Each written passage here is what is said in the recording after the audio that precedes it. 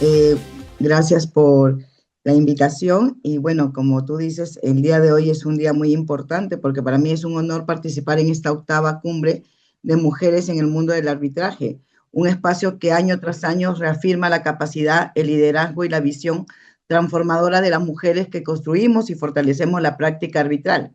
Hoy nos convoca un tema muy particularmente trascendente en el rol de las mujeres, arbitrando en el marco de la nueva ley 32069, una norma que marca un punto de inflexión en la forma en que concibimos la función arbitral y que exige más que nunca un ejercicio responsable, técnico y ético de quienes intervenimos en este mecanismo de resolución de controversias. Esta cumbre también es importante para mí al ser parte de una ocasión muy importante como Mujeres Líderes en Construcción en JRD y Dispute World, que siempre impulsa este tipo de eventos, que tiene como objetivo fomentar la visualización de las profesionales en el mecanismo de solución de controversias en el sector. Quiero agradecer al comité organizador y especialmente al doctor Abel Ruiz por abrir este espacio y a cada una de ustedes por seguir impulsando un arbitraje más inclusivo, más técnico y más cercano a las necesidades reales de la sociedad. Esta noche realmente es un tema muy importante, un tema que siempre lo venimos conversando día a día en el mundo arbitral. El rol de los centros de arbitraje en los arbitrajes de emergencia. Un tema muy discutible, un tema que realmente es el día a día entre todos los árbitros, abogados, entre todas las partes, contratistas, entidades. ¿Qué podemos hablar un poquito en estos 15 minutos que tenemos? El arbitraje de emergencia se ha convertido en un tema cada vez más presente en las controversias arbitrales que involucra al Estado peruano. Sin embargo, su aplicación ha generado un debate necesario sobre su legitimidad y sus implicancias prácticas. Ello se debe principalmente a que nuestra ley de arbitraje, que todos la conocemos, es el decreto legislativo 1071, no regula esta figura, ni contempla ni faculta alguna para que las partes queden vinculadas a procedimientos ante que un árbitro de emergencia si no lo han pactado expresamente. Pero frente a este escenario, nos encontramos en un momento clave para la evolución del sistema arbitral peruano. Por primera vez, la normativa de contrataciones públicas regula de manera expresa el arbitraje de emergencia, articulado en el artículo 343 del reglamento, que define claramente los supuestos de aplicación y otorga un rol determinante a los centros de arbitraje a través de REJAJU, un registro diseñado para garantizar profesionalismo, transparencia e idoneidad en la administración de controversias estatales. ¿Esto qué quiere decir? Y es muy importante precisar que la ley 32069 ha introducido un cambio significativo, entre ellos la creación de este registro en instituciones arbitrales y centros de administración de Junta de Prevención de Resolución de Disputas, administrado por la Oficina Especializada de Contrataciones Eficientes, OS. El objetivo del REJAJU es claro y muy claro, como se dice. ¿Qué es lo que tenemos? Fortalecer las instituciones arbitrales, garantizar transparencia y transabilidad, elevar estándares éticos y técnicos, filtrar a las entidades que realmente están capacitadas para administrar arbitrajes estatales. Y para estar inscritas en estos registros, como ya lo van a hablar más adelante, estas instituciones arbitrales deben cumplir con requisitos exigentes establecidos en el artículo 318 del reglamento, como todos lo sabemos, y está tipificado. Ser personas jurídicas formalmente constituidas, contar con un código de ética vigente y aplicable, disponer de un reglamento interno alineado en los estándares, ¿no?, de la OECR, acreditar experiencias efectivas en la administración del arbitraje, demostrar neutralidad, profesionalismo, mecanismo, ¿no?, y transparencia. Esto tiene una consecuencia directa. Solo los centros inscritos en el REJAJU pueden administrar arbitrajes vinculados a la contratación pública y, por lo tanto, también arbitrajes de emergencias en ese ámbito. La inscripción ya no es un elemento optativo ni meramente decorativo. Es una condición habilitante para existir jurídicamente en el arbitraje público. Ahora, ¿qué es el arbitraje de emergencia y por qué se vuelve relevante en el ámbito estatal? En los arbitrajes, la tutela cautelar temprana puede ser decisiva para evitar daños irreparables, como sabemos todos, asegurar la eficacia del laudo y proteger proyectos públicos de alto impacto. Sin embargo, el sistema tradicional presentaba dos grandes problemas. Primero, el tribunal arbitral tardaba en instalarse entre recusaciones, no aceptaciones y trámites previos. Segundo, acudir al Poder Judicial era lento, especialmente en contexto de carga procesal elevada. Ahora, los centros de arbitrajes introdujeron entonces la figura del árbitro de emergencia, un mecanismo que permite solicitar una medida cautelar ante el inicio formal del arbitraje, que se presenta antes que el tribunal arbitral se constituya, evitar acudir al Poder Judicial, o tener una decisión en plazo brevísimo, generalmente 15 días, depende del reglamento del centro, ¿no? El procedimiento en líneas generales, ¿qué te incluye? Presentación de la solicitud cautelar con sus fundamentos, medios probatorios y el pago de la tasa, designación del árbitro de emergencia entre 2 a 3 días, traslado a la contraparte, decisión en un plazo aproximadamente de 15 días, cese de la competencia con la instalación del tribunal arbitral. Su diseño es eficiente, rápido y transparente, y al mismo tiempo obliga al solicitante a asumir el costo inicial del procedimiento. Esto es una breve explicación de que todos ya conocemos un poquito sobre el tema del arbitraje de emergencia, pero cómo era antes, cómo lo tenemos ahora. El acceso al arbitraje de emergencia en controversias de contratación pública. Aquí encontramos un tema fundamental. No todos los reglamentos arbitrales habilitan el arbitraje de emergencia de la misma manera. Algunos centros requieren acuerdo expreso de las partes, como la Cámara de Comercio de Lima y ANCHAM. Otros es aplicable salvo que las partes la excluyan, como la Cámara de Comercio de Bélgica y Luxemburgo, en el Perú. También tenemos otros como la PU, que ha decidido eliminar completamente esta posibilidad, ¿no? Y diferentes centros que tenemos en el Perú. Sin embargo, con la ley 32069 y su reglamento, el Estado interviniendo directamente ha establecido condiciones obligatorias para que en una medida cautelar sea válida. El artículo 85.1 de la ley 32069 y el artículo 343 del reglamento introduce disposiciones vinculantes. Por ejemplo, el arbitraje de emergencia solo es válido si se cumple conjuntamente las siguientes condiciones. El convenio arbitral lo contempla expresamente. El arbitraje de emergencia debe ser tramitado por la misma institución arbitral que verá el arbitraje principal, el arbitraje principal. Segundo, el procedimiento debe estar regulado en el reglamento de dicho centro arbitral. El arbitraje no puede ser ad hoc. Tenemos estas condiciones que lo establecen, ¿no? Después, ¿cuál es entonces el rol de los centros de arbitraje en este nuevo modelo? Garantizar el cumplimiento estricto del marco legal. Los centros deben adecuar sus reglamentos, procesos, tasas, plazos, sistema de designación para cumplir plenamente con la ley 32069 y su reglamento. Asegurar la calidad, neutralidad y transabilidad. El REGAJU exige que los centros mantengan mecanismos de seguimiento, registro documental y estándares éticos verificables. Tercero, ofrecer procedimientos de emergencia confiables y técnicamente sólidos. El árbitro de emergencia decide en tiempos muy reducidos, lo que exige centros con estructuras altamente profesionales. Tenemos también evitar riesgo de nulidad. Cualquier incumplimiento del reglamento, por mínimo que sea, podría anular una medida cautelar expedida, generando responsabilidades para las partes y afectando proyectos públicos. Tenemos también fortalecer la cultura de prevención y respuestas tempranas.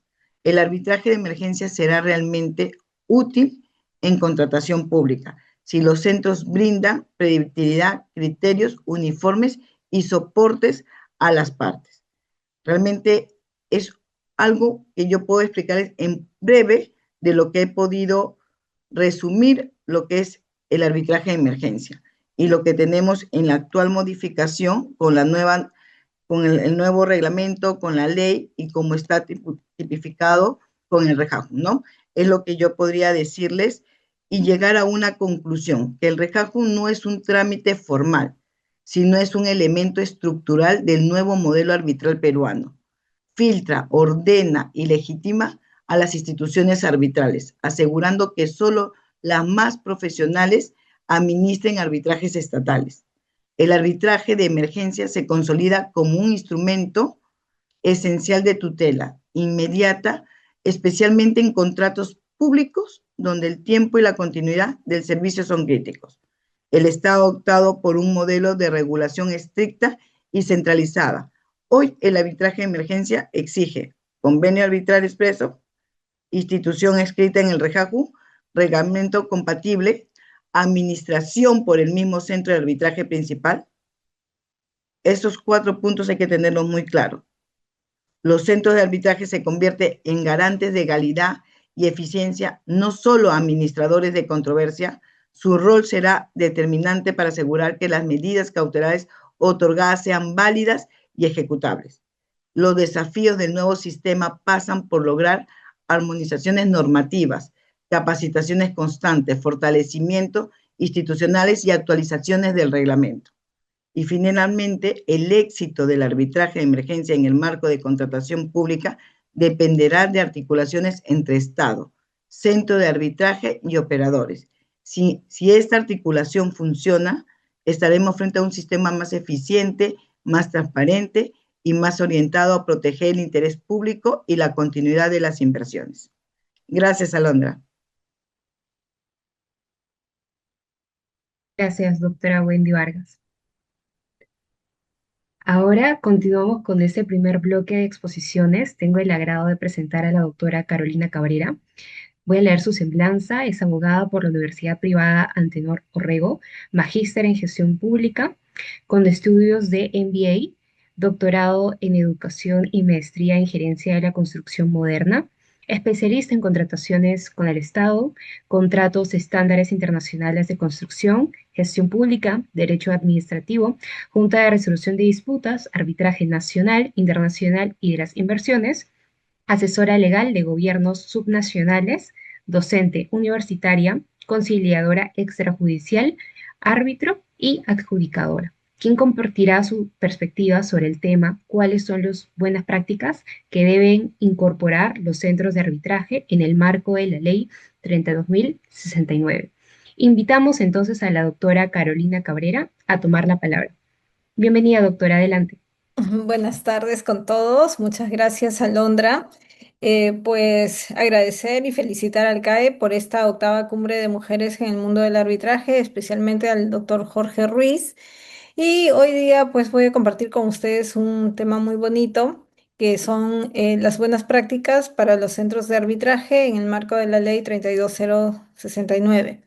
Pues bien sabemos que esta inscripción, ¿no? Es decir, estar inscritos en el OS y mantener actualizada esta inscripción es una exigencia con esta nueva norma, lo cual yo creo que es positivo. ¿Y por qué? Porque uno, que es un requisito pues previo para poder administrar, para que las instituciones arbitrales administren tanto arbitrajes como juntas, ¿no? En materia de contratación pública. Y bueno, con ello trae una serie de innovaciones, creo yo, y buenas prácticas a implementar. Por ejemplo, una buena práctica, creo yo, es mantener y publicar las nóminas o registros de árbitros, de adjudicadores, con perfiles y requisitos de idoneidad. ¿A qué me refiero? Que la ley pues exige que los árbitros estén vinculados a esas instituciones arbitrales que ya están registradas en el OS. ¿Para qué? Para que puedan ejercer la función como tal, o de repente si no están en sus registros, existe la posibilidad de confirmación. ¿Ya? Eso va a depender, creo yo, del reglamento de cada institución arbitral. Pero lo interesante es que pues los registros, así como hasta ahora han sido, no en todos los centros, pero sí en la mayoría de los centros serios, ¿no? Es un registro público donde usted puede encontrar el perfil de cada árbitro, la especialidad, la experiencia, es decir, los antecedentes de cada uno de los árbitros que usted podría designar. Y eso facilita que justamente la elección de este profesional, ¿para qué? Para tener designaciones transparentes y acordes con nuestro ordenamiento jurídico. Otra buena práctica. y que la ley trata pues de implementar, ¿no? eh, Creo yo, es tener los criterios objetivos de designación o una buena práctica de repente que se podría implementar o complementar. ¿A qué hago referencia con esto? Por ejemplo, evitar las designaciones repetitivas o discrecionales sin justificación alguna. La ley de arbitraje ya desde muchos años atrás exige la designación por un método aleatorio. El único método aleatorio pues, que conocemos es el sorteo. Pero conozco muy pocos centros, ¿no? de arbitraje que hacen estas o que se sabe, ¿no? que estas designaciones son por sorteo realmente. Alguna vez, en algunos centros donde estuve de secretaria general, justamente decíamos, bueno, a fin de transparentar, ¿no? la gestión del centro, podemos citar a las partes para que, para que justamente delante de ellas hacer el sorteo correspondiente, lo cual sería una muy buena práctica y con eso se genera mayor seguridad.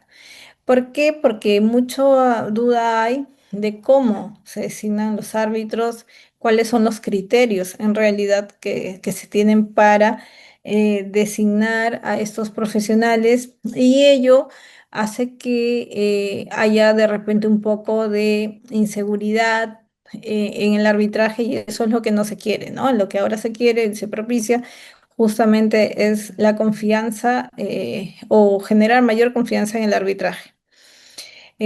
Para ello también podríamos implementar los sistemas automatizados o aleatorios, ¿no? Para que los consejos, los directorios de arbitraje puedan hacer estos sorteos. Y de otro lado, también en cuanto a designaciones, por allí escuchaba en algunas otras ponencias, pues por ejemplo, se debe evitar o se debe prohibir cualquier comunicación ex parte, ¿no? ¿Con quiénes? Con los miembros del consejo o con las personas involucradas en estos actos. ¿Para qué? Para transparentar más todo este procedimiento. Y ello está de la mano con la otra mejora que se podría plantear, que justamente está orientada a la implementación de políticas y procedimientos para prevención de conflictos de interés. Cuando hablamos de conflictos de interés, pues creo que es un campo amplio y también delicado. Y en estas políticas o procedimientos tendríamos por implementar, por ejemplo, los controles estrictos de recusación, ¿no? La declaración de conflictos de los árbitros, de los abogados, incluso patrocinantes, ¿no? Los filtros que se debería hacer antes de aceptar una designación. Allí tenemos el due diligence que tiene que hacer cada uno de los árbitros o que tenemos que hacer nosotros los árbitros. ¿Para qué? Para estar seguros de que somos independientes y neutrales y lo vamos a hacer así durante todo el proceso, ¿no? Para ello ya los centros he visto, la mayoría exigen formularios estandarizados o tienen formularios estandarizados, pero se necesita de repente ir un poquito más allá, ¿no? Y ello, cuando hablamos de más allá, estamos hablando de ética profesional. Por ejemplo, ¿qué pasa si me designa mi gran amigo, ¿no? Con el que voy a, a las fiestas, con el que voy a las reuniones sociales frecuentemente, ¿no? ¿Debería aceptar? ¿No debería aceptar? Entonces, en eso consiste un poco el due diligence y también el control que debe ejercer el centro. ¿Por qué? Porque pues las autoridades que dirigen este centro también deben estar orientadas a averiguar, ¿no? De repente las relaciones de los árbitros entre ellos, con los abogados de las partes, con las propias partes. Claro, me dirán, oye, pero eso no es función, ¿no? Pero sí es parte de la función, ¿no? ¿Para qué? Para evitar que se generen estos conflictos de interés. Y de uno saberlo, pues debe decirlo, ¿no? ¿Qué más? Evitar también los conflictos de interés que se puedan generar entre las áreas administrativas y las funciones propias del árbitro. Muchas veces se ven, ¿no? Interferencias o intentos de interferencias de las secretarías, ¿no? Alguna vez he visto esos intentos y yo creo que esta norma, ya más allá con el tema de los ISOs, el ISO de calidad y el ISO anticorrupción, lo que trata es de prevenir ello, ¿no? Otra buena práctica, pues que los reglamentos sean muy claros, que sean accesibles y que sean la mayoría tienen algunos vacíos de plazos. Por ejemplo, el plazo que tiene el tribunal desde que recibe el escrito de una de las partes para proveerlo y emitir la resolución, ¿no? Ese es un plazo que siempre queda en el aire y que he visto que retarda mucho el arbitraje. Entonces, allí hay una como que mejora para implementarla en los reglamentos de cada uno de los centros.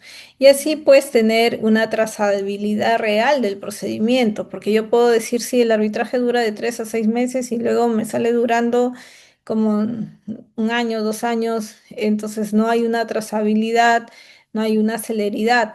Ya desnaturaliza una de las características o desnaturaliza el arbitraje cuando una de sus características es la celeridad, ¿no? Em, la transparencia, que implica pues también, por ejemplo, el uso de las plataformas digitales para registrar las actuaciones. Eso he visto muy bien, por ejemplo, el Carpuc, ¿no? Que hace uso de esas plataformas digitales para mantener el control. Puedes mirar incluso si el árbitro entró a visualizar el archivo o no, lo que se le notificó, ¿no? Los protocolos que se tienen que tener para la notificación electrónica verificable también y los registros tanto de las audiencias con las grabaciones, con las actas, etcétera, etcétera. ¿Qué más? La transparencia. Otra buena práctica que se debería implementar es, o que se tiene que mejorar un poquito, que diría yo, la transparencia en las tarifas, honorarios y cobros. ¿Por qué? Porque muchas veces hay mucha discreción, o, perdón, eh, hay mucha diferencia y cuando tú vas y pones el monto de tu cuantía en la calculadora, pero luego de iniciado el arbitraje, ¿no? De repente ya te liquidan de una forma distinta. Entonces, justamente la publicación de los tarifarios es para ello, para que uno tenga predictibilidad y para que la institución se rija al tarifario establecido, ¿no? Y si me desisto de alguna pretensión, te cobro lo mismo. Entonces, allí también hay algunas oportunidades de mejora o algunas buenas prácticas que implementar, ya que la publicidad de de esos tarifarios están justamente hechas para eso, ¿no? Para que las partes tengan predictibilidad y luego no haya problema al momento del pago de los honorarios, porque si hoy yo veo, calculo en la calculadora que está en la página publicada y me dicen voy a pagar 100 y digo, ok, voy a pagar 100, yo tengo presupuestado eso. Pero si mañana, cuando avanza el arbitraje, me dicen tienes que pagar 200, entonces, ¿cómo es eso? ¿No? Ya cambió, ya no está dentro de mi presupuesto. O de repente no tengo para pagar los 100, digo, pero me gustaría mejor llevar estas dos pretensiones o tres pretensiones, me voy a desistir de estas otras cuatro y que me dice el centro, no, tienes que pagar lo mismo. Entonces, ya no se estaría cumpliendo, ¿no? El tema publicado. Entonces, allí por allí también hay un poquito de unas buenas prácticas que implementar.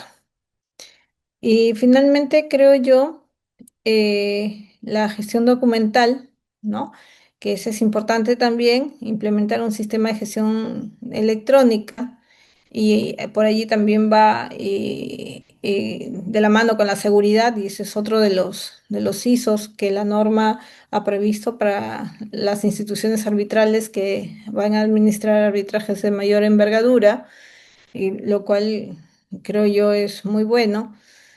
Eh, de otro lado, la política anticorrupción institucional, que hay que tener pues las reglas claras contra el soborno, el tráfico de influencias, la captación indebida de los casos, ¿no? Eh, por allí veía o me comentaban el otro día y cómo están haciendo las instituciones para inscribirse. Algunas no tienen el número de casos que corresponden, pero hay otras que sí y son muy nuevas.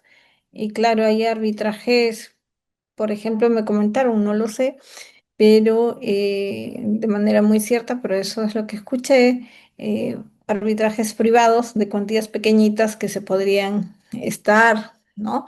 De repente fabricando, entre comillas, para poder cumplir el requisito. Entonces hay que tener también mucho cuidado con eso, ¿no? Y es allí donde va la política anticorrupción institucional. Esa política anticorrupción institucional también implica la capacitación obligatoria para todo el personal, ¿no? Y no solamente del tema de calidad del tema anticorrupción, sino en sí de la mejora continua, que es mantener esos estándares, ¿no? Con el fin de que tengamos un arbitraje pues mucho más ordenado, mucho más transparente, mucho más seguro. Y esto está de la mano con de repente las auditorías periódicas que las instituciones se podrían hacer a sí mismas. ¿Para qué? Para mirar cómo van los procedimientos, si se cumplen los estándares y para ver qué oportunidades de mejora hay y así pues ir elevando la calidad del servicio día a día. Entonces, eso es un poquito de las buenas prácticas y oportunidades de mejoras que quería compartir con ustedes, Alondra. Muchas gracias. Muchísimas gracias, doctora Carolina Cabrera, por compartir toda su experiencia y su perspectiva sobre el tema. Ahora tengo el agrado de presentar a la doctora Lady Aguilar Ventura. Me permite leer su semblanza, doctora en Gestión Pública y Gobernabilidad, máster en Gestión Pública por EUSIM Business School España, maestría en Derecho Constitucional y Administrativo por la Universidad Nacional de Trujillo, maestría en Gestión Pública por la Universidad San Martín de Porres, segunda especialidad en Derecho Administrativo, especialización en Arbitraje en Contrataciones, PUC, docente ordinario de la Universidad Nacional de Trujillo, docente de la Universidad Católica de Trujillo, docente en el Instituto Académico de Gestión Pública, docente invitado de la Maestría de Control Gubernamental de Posgrado de la Escuela Nacional de Control de la Contraloría General de la República, docente invitada a diversos cursos a nivel posgrado, maestrías y doctorados en universidades, expositor y conferencista nacional en varios institutos, centros de estudios, institutos públicos y colegios profesionales, árbitro y adjudicador en contrataciones públicas, adscrito a diversos centros de arbitraje a nivel nacional, asesora legal y consultora en el área de derecho público y procesal de entidades públicas y privadas, secretaria arbitral del Centro de Arbitraje y Junta de Resolución de Disputas del Colegio de Ingenieros de la Libertad, asesora del Círculo de Investigación Lex Pública y Arbitri de la Facultad de Derecho y Ciencias Políticas de la UNTE, integrante de la Comisión Académica y Cultural de la Comisión Especializada en Contrataciones del Colegio de Abogados de la Libertad, quien compartirá su perspectiva sobre el tema retos para el regajo y retase, flexibilidad o supervisión. Invitamos entonces a la doctora Lady Aguilar Ventura a tomar la palabra. Bienvenida, doctora, adelante. Bien, buenas tardes a todos ustedes, a las ponentes que me han antecedido de igual manera, a todos los que están a través de las redes sociales, a los organizadores como el CAE, a Jorge Abel, por permitirnos poder compartir en esta importante octava cumbre de mujeres en el mundo del arbitraje, un espacio que nos permite poder encontrarnos todas nosotras que trabajamos en diversos lados de nuestro país en el ámbito del arbitraje. Solamente una precisión al CV, soy secretaria del Centro de Arbitraje y Junta de Resolución de Disputa del Colegio de Ingenieros de la Libertad. Muy bien, dicho eso, en mi caso me toca, a partir de las múltiples preocupaciones reales esbozadas por cada uno de las colegas que hoy día me han antecedido, eso me permite a mí tener en cuenta que bajo ese contexto que han hablado cada una de ellas, en las tensiones, en las problemáticas que tienen y que se dan en el día a día en relación al ámbito de aplicación de este nuevo marco normativo que nos rige en el ámbito de la contratación pública. Entonces, acá hay una preocupación muy común por cada uno de nosotros, cómo es que queremos fortalecer esta resolución de controversias en el ámbito de las contrataciones públicas. Entonces, esto es un tema importante porque nos permite hablar cómo es viable la gobernanza del gasto estatal. Y ahí ingresan los retos del regajo y del renace, ¿no? ¿Qué buscamos? Buscamos, por un lado, flexibilidad, o cómo encontramos un equilibrio entre flexibilidad y supervisión. Como ustedes saben, cuando hablamos de regajo nos estamos refiriendo al registro de instituciones arbitrales y centro de administración de Junta de Prevención y Resolución de Disputas, conocido como el regajo, que nace a partir de la vigencia de la Ley 32069, Ley General de Contratación Pública, vigente a partir del 22 de abril de este año. Y que su finalidad, ¿cuál es? Lógicamente que nace con una finalidad muy clara, que viene a ser habilitar a las personas jurídicas que van a organizar y van a administrar el arbitraje y la Junta de Prevención de Disputas en materia de contratación pública en nuestro país, que lógicamente bajo este marco normativo se establecen procedimientos definidos de incorporación, de modificación, de supervisión, incluso de retiro. ¿Eso qué nos garantiza? Bueno, en el ámbito formal tenemos la parte formal, tenemos la trazabilidad y también tenemos un orden institucional, pero que hay algunos filtros que cada uno de las colegas lo han enunciado correctamente, ¿no? Entonces, hablando del regajo, ¿no?, que aparece bajo este modelo donde la OSE, que es parte del Estado, es quien le corresponde realizar esta administración a través de este registro.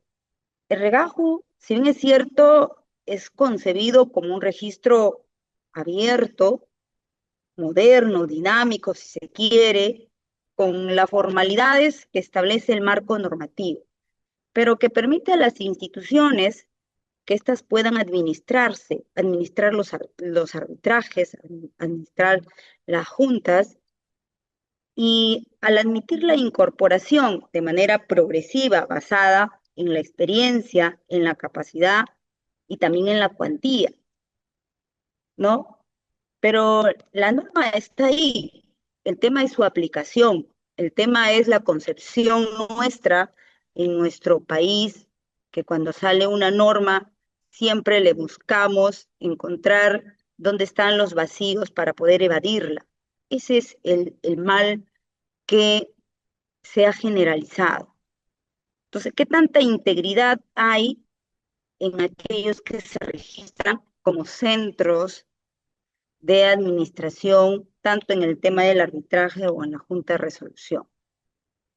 Vamos a ver nosotros que de una manera tenemos la digitalización, ¿no? Tenemos a partir de ahí algunas barreras que se supone que son filtros para poder incorporar bajo estos criterios.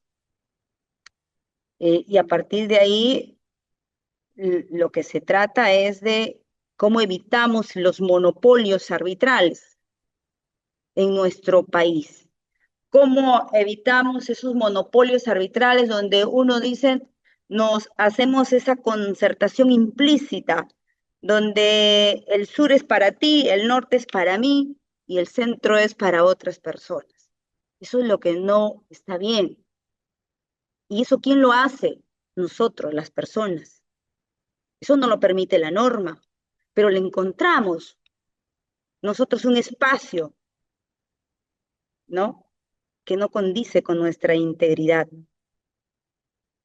Está bien que se amplíe la oferta, para eso se ha creado bajo este ámbito de la oferta y la demanda en el mercado, pero el Estado está interviniendo para poder regularla y asegurar la administración de estos dos mecanismos de solución de controversias en nuestro país. Tenemos la supervisión. ¿Qué tan importante es habilitarla en el ámbito de las controversias? Y no que se convierta como un mero formalismo. Entonces hay que intervenir, ¿no? Hay que intervenir para tener en cuenta que más aún que estamos hablando de recursos públicos. La directiva del regajo exige, y con razón, algunas condiciones mínimas, ¿no? Como el tema de la experiencia, como el tema del personal administrativo, como el poseer una sede institucional con las formalidades que eso conlleva, garantizar la trazabilidad, nos dice, mantener portales institucionales accesibles las 24 horas del día, los 7 días de la semana, implementar las políticas antisoborno y los sistemas de gestión de calidad, suscribir declaraciones juradas de cumplimiento y de integridad de manera permanente. Entonces el regajo no solo registra, sino establece y exige algunos estándares mínimos que debemos cumplir. ¿Por qué flexibilidad? Pues tenemos que generar una flexibilidad, pero eso no significa que no haya responsabilidad y que se deje a la deriva, ¿no? Porque eso genera un alto riesgo para la corrupción en nuestro país. ¿Cuál es el desafío, ¿no? que tenemos? ¿Es en el diseño de la norma? Yo considero que no. El diseño de la norma no es el problema. El problema es el desafío, está en su aplicación real. Si la flexibilidad predomina sin control suficiente, pueden ingresar instituciones, como bien lo han dicho aquí, sin experiencia y lo peor aún, sin solvencia moral, sin solvencia técnica, sin recursos, sin ética. Eso puede traducirse entonces en laudos deficientes, laudos negociables, decisiones con alto riesgo de corrupción y de captura institucional en esas instituciones que administran tanto en controversias en materia arbitral, junta de resolución de disputas.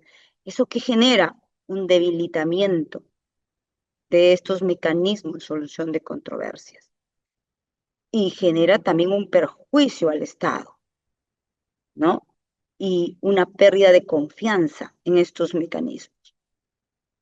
Por lo tanto, la supervisión hay que considerarla, hay que tenerla a la mano, aunque unos digan que sea burocrática, o otros digan que sea restrictiva, pero tenemos que generar ciertos parámetros mínimos a considerar. Y de esa manera tendremos un mercado arbitral sin concertación, ¿no?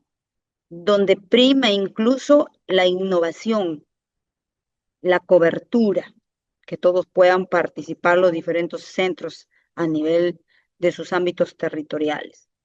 Entonces, el regajo opera en un punto importante, habilitar pero sin desproteger, más aún cuando hablamos de recursos públicos. Lo que se ha dicho en relación a la declaración de interés. La declaración de interés es una obligación permanente de nosotros, los árbitros o los adjudicadores. Debemos actualizar permanentemente nuestra declaración de interés durante todo el procedimiento arbitral sin que la institución arbitral nos lo pida. Ese es un deber ético para mantener la independencia, la imparcialidad, la transparencia. Y por lo tanto, esa debe ser una práctica clara, permanente. ¿Cuáles son los retos que podríamos nosotros considerar? Es necesaria una fiscalización permanente e incluso posterior. No olvidemos que de una manera u otra, cuando hablamos de arbitraje en el ámbito público, entonces tenemos a la mano a la Ley de Procedimiento Administrativo, a la 27444, que nos habla de los controles posteriores. Se requiere entonces una capacidad institucional de la OSCE para poder auditar, monitorear y cuando corresponda sancionar. La trazabilidad permanente es importante. No basta con una declaración web, sino que esta debe funcionar 24/7, con información completa, verificable, accesible, transparente, clara, ¿no? El crecimiento del registro versus la calidad.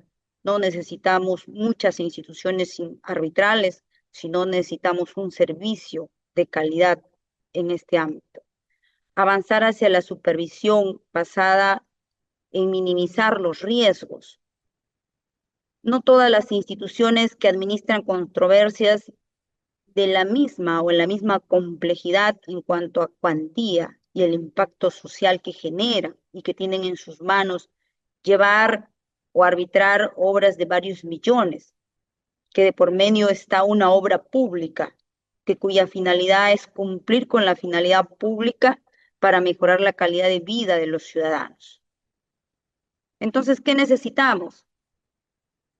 No necesitamos una flexibilidad absoluta, ni tampoco necesitamos una supervisión invasiva.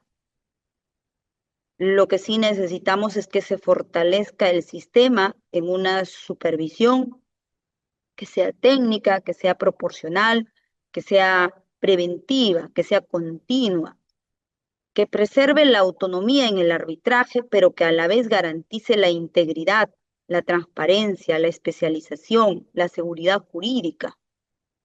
Entonces necesitamos un regajo que sea accesible, sí, pero que también el regajo exija de manera permanente su vigilancia, su confiabilidad. Si es así, entonces habremos tenido en cuenta que estamos yendo por el ámbito correcto y que estamos tutelando el interés público, que en el ámbito de la contratación es una de las finalidades trascendentales. Entonces, el regajo es más que una lista administrativa, sino es una herramienta que nos va a servir a nosotros como un filtro y garantizar al ciudadano, al contratista y al propio Estado poder administrarlo de manera transparente. Y ese es el reto que corresponde asumir, tanto a la OSCE, tanto a los centros, como también a los árbitros, con nuestra práctica cotidiana, dentro de los cánones que nos permite cumplir con nuestra labor como árbitro o como adjudicador e incluso como conciliador. En relación al RENACE, el RENACE también tiene retos, ¿no? Recordemos nosotros que el RENACE es el Registro Nacional de Árbitros y Centros de Arbitraje. Este registro se define en quién puede administrar arbitrajes donde también tenemos millones de soles en juego. Por lo tanto, infraestructura, servicios también puede ser, u otros. Entonces, el RENACE debe priorizar la apertura y la autonomía, pero también reforzar su supervisión y su control.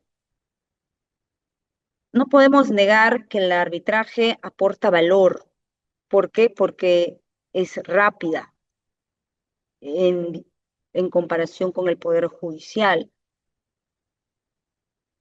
y por lo tanto también tiene especialidad, ¿no? Eso ha permitido que este mecanismo sea un mecanismo eficiente, pero recordemos que en el tiempo, si no logramos mantener o generar su confianza ciudadana, eh, se viene cuestionando, y no queremos que se siga cuestionando ya, pese a varios cuestionamientos que ha habido, sobre todo, por ejemplo, últimamente en relación al arbitraje de emergencia. Es un forado el arbitraje de emergencia que algunos lo aplican de manera incorrecta o indebida, o arbitraria, diría yo, o ilegal. Bien, entonces, la consecuencia de ese desequilibrio en el sistema arbitral pierde este balance de impacto que se busca. No queremos laudos deficientes o contradictorios. No queremos que avance la corrupción en este ámbito, que se incrementen las recusaciones o las nulidades, que los arbitrajes sean más largos, más caros, incluso se dijo aquí, y eso es cierto, ¿no? Cuando no se tiene reglas claras, después nos sale una liquidación que no la habíamos visto venir, ¿no? Una debilidad de la defensa del Estado en algunos casos, una percepción de captura o de parcialidad, eso no debe generarse, la pérdida de legitimidad, el crecimiento de la desconfianza ciudadana, eso es lo que debemos evitar. Entonces, toda ausencia de supervisión convierte a la flexibilidad en que ésta sea frágil. Y cuando esto ocurre, lo que está en riesgo no solo es un expediente arbitral, sino es la credibilidad de estas instituciones de resolución de controversias. Partiendo de ahí, dejo con ustedes una reflexión que todos debemos apostar, porque tanto Regajo como Renace están para contribuir en estos modelos de instituciones arbitrales, pero todo depende de la aplicación práctica de los operadores, desde los centros y desde los árbitros y desde su labor que le corresponden a las instituciones de supervisión y control en nuestro país. Eso quería compartir con ustedes. Muchísimas gracias, doctora Leide Aguilar. Ahora, si me permiten, tengo dos preguntas específicas para nuestras ponentes. Me gustaría que cada una pueda responderlos en base a su propia experiencia y perspectiva. La primera de ellas es, ¿qué opinión tienen respecto a las sanciones que aplicará el regajo a los centros de arbitraje y a los centros de JPRD? Le cedo la palabra a la doctora Wendy Vargas para que pueda responder a la pregunta planteada. ¿Qué tal? No te escucho muy bien porque se escucha entrecortado. ¿Podrías repetirla, por favor? Sí, por supuesto, doctora. ¿Qué opinión tienen respecto a las sanciones que aplicará el regajo a los centros de arbitraje y a los centros de JPRD?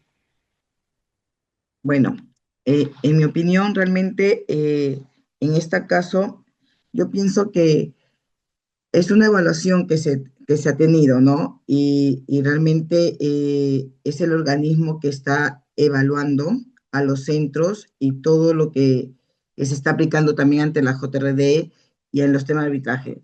Realmente el Perú ha tenido varios cambios, varias modificaciones y realmente es algo que los centros de arbitraje están asumiendo un rol decisivo y el regajo no solo ordena y filtra a las instituciones capaces de administrar arbitrajes estatales, como te decía, ¿no? Sino que establece estándares técnicos y éticos y operativos, ¿no? Que van a buscar garantizar, como te dije, transparencia, profesionalismo y transabilidad en cada de sus procedimientos, ¿no? Y bajo estos modelos que se están aplicando, va a ser que dejen simples administradores y que se conviertan de garantes de legalidad, eficiencia y predictibilidad y especialmente en procedimientos como lo que yo estaba hablando, ¿no? En emergencia, donde todos los tiempos son reducidos y las decisiones tienen impacto inmediato en la continuidad de obras y servicios públicos. Yo pienso que realmente lo están aplicando bien, correctamente, y creo que vamos a ir mejorando.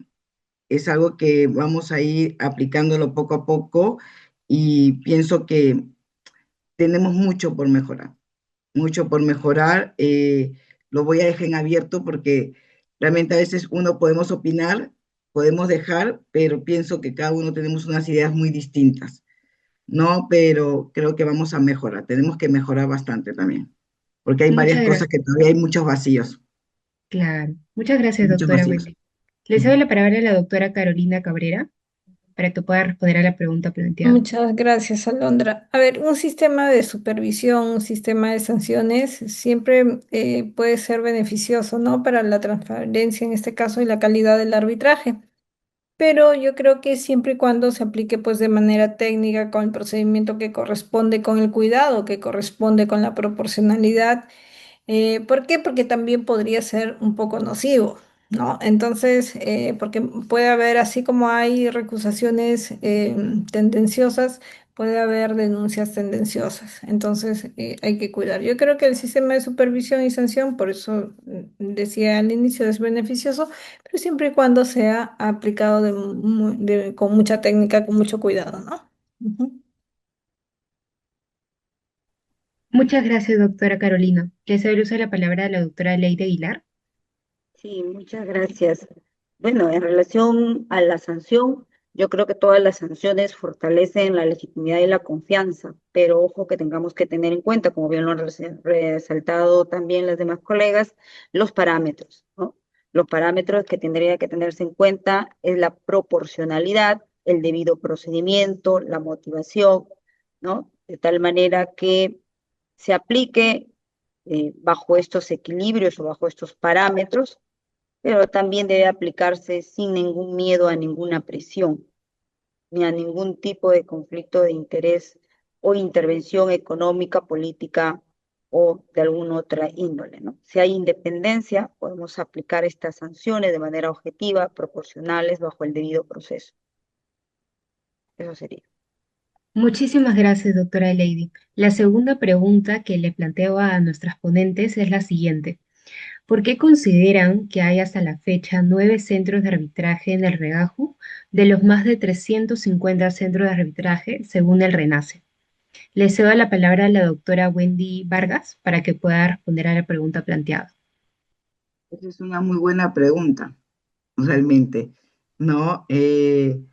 Es sorprendente que 9 recién están inscritos y realmente eh, centros de arbitrajes de renombre hasta el momento no están. Creo que los requisitos que pide Regajo es algo muy, no que sea complicado, pero no están muy formalizados o no están muy detallados, o cómo te lo podría decir, no están precisos como debe estar establecido con los centros, ¿no? Entonces, no están como piden como persona jurídica y son centros, entonces creo que no están alineados. Y realmente creo que la evaluación que se está haciendo, yo pienso que no está,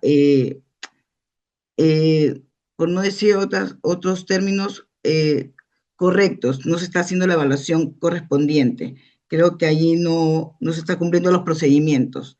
Yo pienso que debe haber una evaluación, porque para ver una tanta demora es por algo, pero realmente creo que ahí tiene que haber una evaluación correcta, y creo que las personas más adecuadas de analizar y conversar este tema son los propios centros. Acá tenemos una persona que es del centro y realmente creo que debe decirlo y por qué se está haciendo esa demora. Y realmente es una evaluación muy fuerte que tienen que analizar los centros, porque estamos a un año y realmente 9 centros recién están inscritos y los grandes centros hasta el momento no se pueden inscribir.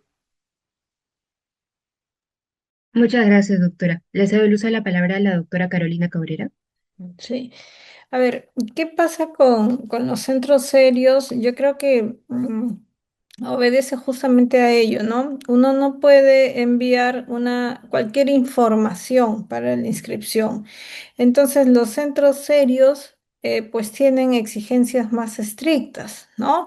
En el tema justo de documentación también tienen un número de casos grandes, entonces es compilar, organizar, ¿no? No es que hayan estado trabajando de manera desordenada, sino que hay que adecuarse a, por ejemplo, a otros estándares, hay que mejorar algunas cosas y yo creo que todo toma un proceso y la demora creo que va en ello, que cuando tú eres una persona seria, no es que hagas cualquier cosa y envías, sino que siempre estás tratando de enviar las cosas de la mejor manera posible, ¿no?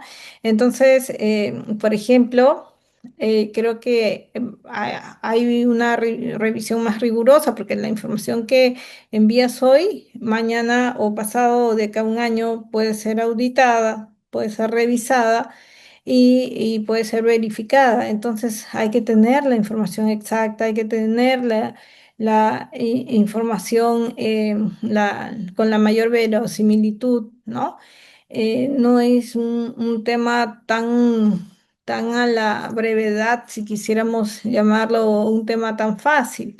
Entonces yo creo que va por eso y por allí ya le tocaría pues al regajo en sí, a los funcionarios, brindar una mayor orientación, de repente algunas charlas de capacitación, por ejemplo, yo no sé cómo presentar esto, cómo acreditar esto, tengo estos casos, ¿qué hago? ¿Los detallo, no los detallo? Entonces hay muchas cositas que en un centro de arbitraje se ven y que en aras de, yo creo, brindar la información lo mejor posible, muchas veces se demora, ¿no? Entonces, yo creo que a eso se debe esta demora de la inscripción o de los pocos centros inscritos en el regajo. Lamentablemente, ¿no?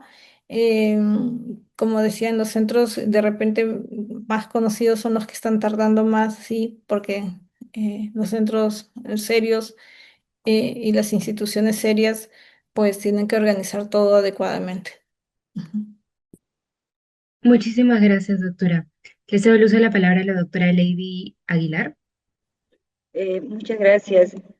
Miren, yo les cuento la experiencia del Centro de Arbitraje y Junta de Resolución de Disputa del Colegio de Ingenieros de la Libertad, en la cual hace muy poco he sido secretaria arbitral. Entonces llegaron varios formatos, son varios. Y también tenemos que tener en cuenta que las instituciones no solo generan arbitrajes en contrataciones del Estado, también tienen otras áreas, ¿no? Y entonces en su día a día tratan ellos de dejar un espacio para llenar las diferentes formalidades que se piden. Son mucha información que se tiene que consolidar, que las instituciones la tienen, pero si vamos a reportar a una institución del Estado, donde sabemos que van a haber controles posteriores de fiscalización, no es remitir, como bien lo han dicho, cualquier cosa, porque es un control posterior que nos va a generar responsabilidad. Entonces, la información que remitimos tiene que ser debidamente consolidada, corroborada, verificada antes de remitir. Y como son varios pasos los que tenemos que remitir, entonces se queda pendiente. Algunas instituciones importantes ya se han registrado y otras están en ese camino y algunas ya han remitido, están en evaluaciones y otras están en ese proceso. O sea, es demasiada información, como lo han dicho, es bastante información la que se pide, los estados de los procesos, en qué estado se encuentran, en giro, archivo, abandono, o sea, es bastante más del personal administrativo también del centro. Entonces yo creo que todo ese tema de procedimental y burocrático, tratándose del Estado, tiene un tiempo, que no se va a hacer de un momento a otro. Además, también hay dudas, como bien lo han señalado. Hay dudas que tienen que ser absueltas para facilitar esa información y canalizarlo en el menor tiempo posible. Esa sería mi opinión. Muchísimas gracias, doctora Lady Aguilar. Ahora damos inicio al segundo bloque de conclusiones finales que nos van a permitir recoger los puntos más relevantes de su ponencia. No hay tiempo porque todavía hay bastante tiempo en consideración, que si terminamos a las 7:30, así que pueden explayarse en cuanto consideren, doctoras. Y le cedo el uso de la palabra a la doctora Wendy Vargas para que pueda dar sus conclusiones finales. Por favor, doctora. Gracias.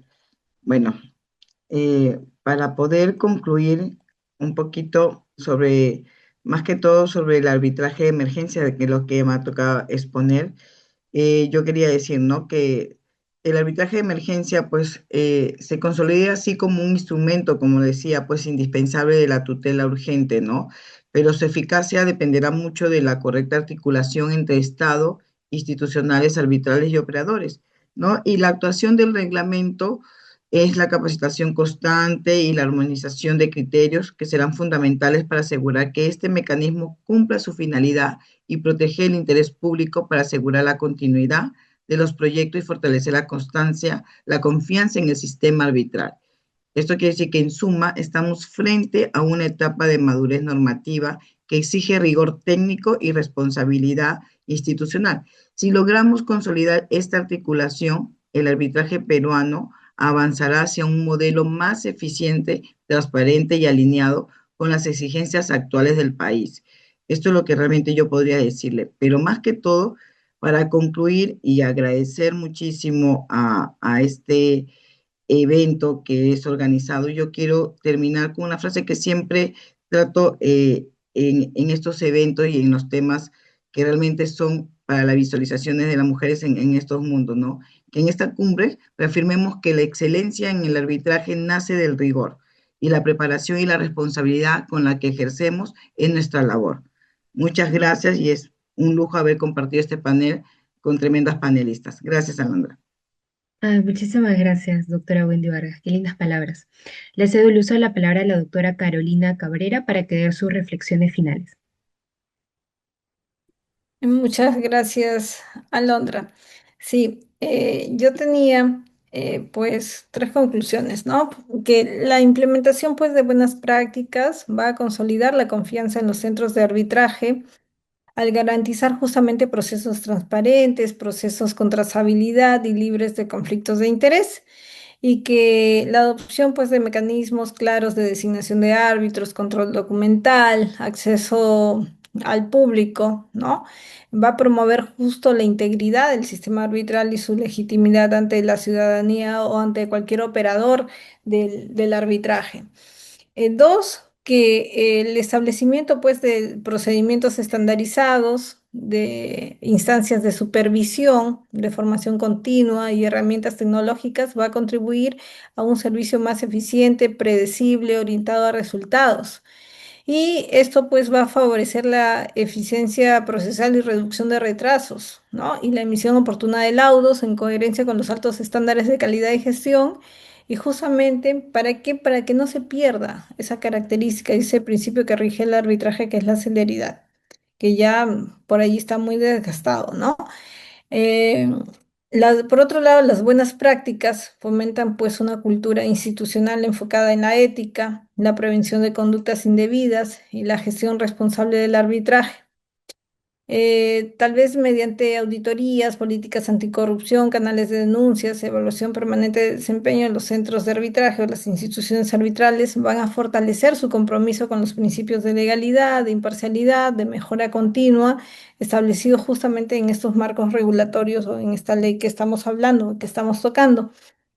Y como conclusión final diría que la adopción de buenas prácticas fortalece la transparencia, la integridad y calidad del arbitraje, consolidando así pues instituciones confiables, eficientes y alineadas a los más altos estándares éticos y regulatorios.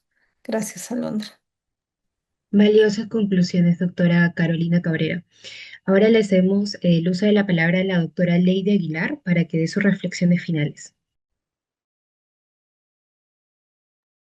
Ok, muchas gracias. Muy bien, mis conclusiones finales serían que el regajo, desde mi óptica, es una herramienta de gobernanza pública. Su existencia reconoce que la administración de controversia en el ámbito de la contratación pública sí requiere un control, requiere trazabilidad, requiere estándares mínimos y sobre todo responsabilidad por parte de las instituciones que administran arbitrajes o junta de resolución de disputas. Se necesita cierta flexibilidad, bueno, de una manera u otra sí, cierta ponderación para permitir ampliar la oferta arbitral, también generar la descentralización de los servicios a nivel de todo el país, promover la competencia sana, facilitar el acceso y adaptarse a las distintas realidades de nuestro país. Esta flexibilidad conlleva también una supervisión que sea efectiva. ¿Para qué? Para evitar, minimizar o limitar los riesgos. Entonces, si una institución ingresa sin experiencia, sin estructura, sin ética, sin solvencia técnica, va a afectar la calidad del arbitraje, de la defensa del Estado y también la confianza ciudadana. Es de hecho, la supervisión tampoco debe convertirse en una barrera de entrada. Eso tenemos que tenerlo muy claro también. El control excesivo puede concentrar al mercado, encarecer los procesos, limitar la innovación y excluir centros de ámbito regional, centros emergentes, nuevos. Entonces el dilema no es escoger entre si me voy por la flexibilidad o me voy por la supervisión, sino hay que hacer una ponderación de equilibrio, una balanza de ser técnico, proporcional, preventivo, continuo e incluso basado en el riesgo y no en la burocracia ni en el formalismo. Ese sería un exceso. ¿Cuáles son los retos del regajo? Que este sea operativo más que normativo, ¿no? Ya tiene sus normas de por sí. Si bien es cierto, las normas son los que nos permiten tener requisitos claros, pero el desafío está en vincularlos, en fiscalizarlos, en mantenerlos y sobre todo sancionar si hay incumplimiento, con la oportunidad de remitir la información, con la transparencia e incluso con el debido proceso que deben vigilar siempre todas las instituciones que están registradas en el regajo. La integridad es un eje obligatorio y no debe ser solo un eje formal. Estas declaraciones de interés que tienen que ver con la imparcialidad, con la ética profesional, incluso con los registros de actualizaciones, con la trazabilidad, con los ISOs anticorrupción, transparencia, con el tema tarifario, con la gestión documental. Por lo tanto, no son temas accesorios, son temas trascendentes, son garantías porque están llevando a cabo procesos que tienen que ver con dinero público. Más centros inscritos no significa tener un mejor sistema. Hay que fortalecer el arbitraje. No siempre la cantidad es símbolo de calidad. Hay que generar confiabilidad, independencia, sobre todo capacidad para realizar la labor de supervisión de cada centro. Entonces el Estado necesita un modelo de supervisión debidamente articulado entre la OSE, el Ministerio de Justicia. Deben compartir información, riesgos que pueden advertir, seguimiento alertas y evidencias para que así el regajo sea realmente útil. Entonces, ¿cuál es el objetivo final? No solamente es proteger al registro, sino proteger, digamos, si llevamos a cabo un proceso arbitral, que de manera implícita estamos hablando de presupuesto público, estamos hablando de una obra pública o de un bien o de un servicio que tiene que ver con generar impacto en la ciudadanía en relación a el mayor desarrollo, entonces, e incluso de derechos fundamentales, yo creo que los arbitrajes deben ser bien administrados. Como reflexión final, sería que necesitamos mecanismos que de una manera u otra involucran recursos públicos. Estos deben ser accesibles, deben ser competitivos, deben ser transparentes, deben ser éticos y sobre todo supervisados.